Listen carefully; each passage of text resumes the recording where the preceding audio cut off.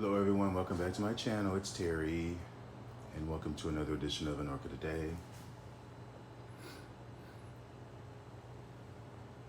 Thank you for tuning in, and if you've been watching since number one, and an extra thank you.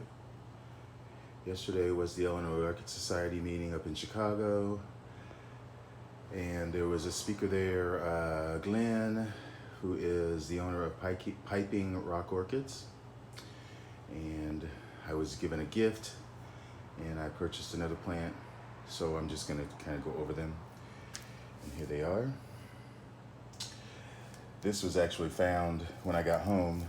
Looks like a squirrel or something was trying to nibble on my Angraecum scatinum, so I'm going to have to deal with that. But these are the plants that I got. This is the one that I bought, which caught my attention.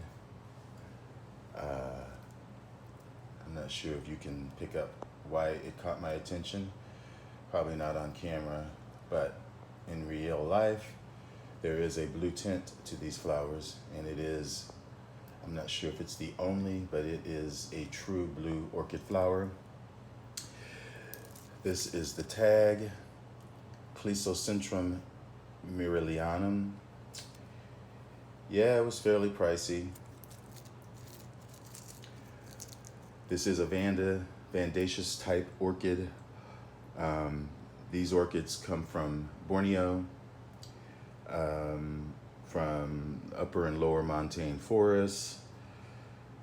Also, they come from river valleys there and at the foothills of those same mountains.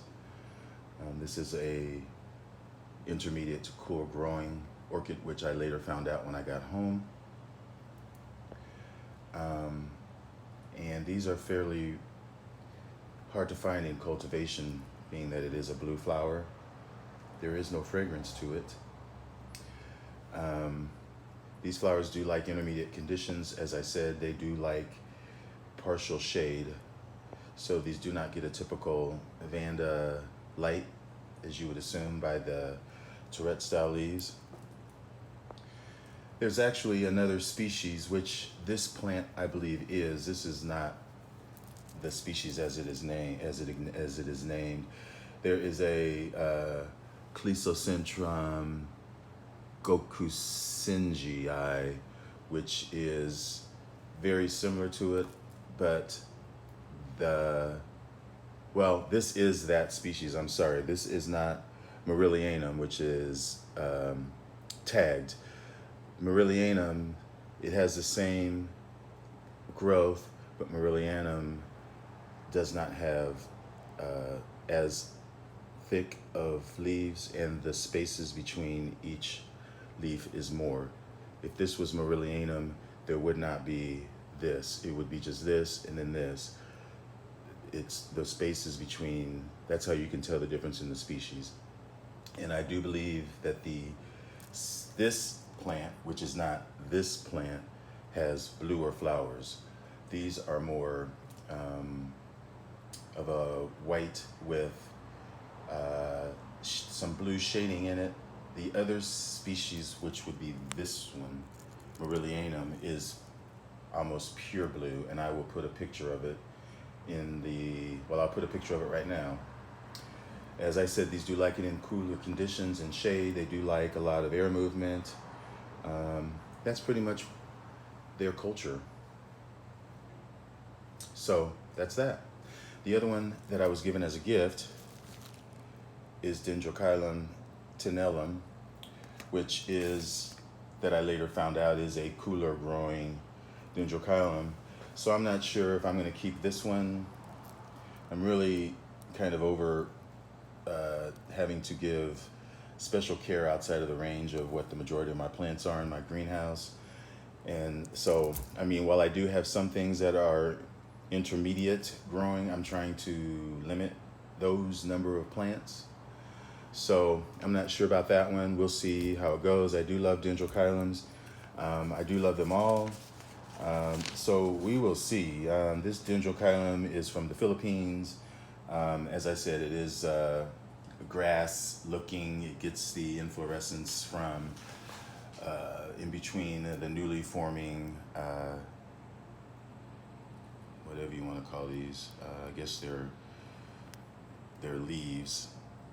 But this has previously bloomed. It's really hard to pick it up on my phone, which is really bad. But those are spent flower spikes. Those little dried bits in there. They also can grow on rocks. Did I say they were epiphytic? But they can be lithophytic as well. I did say they were from the Philippines. They grow in the cloud forests there and moss. So it is constantly moist, but the roots still are allowed to dry off in between waterings. What else about this plant?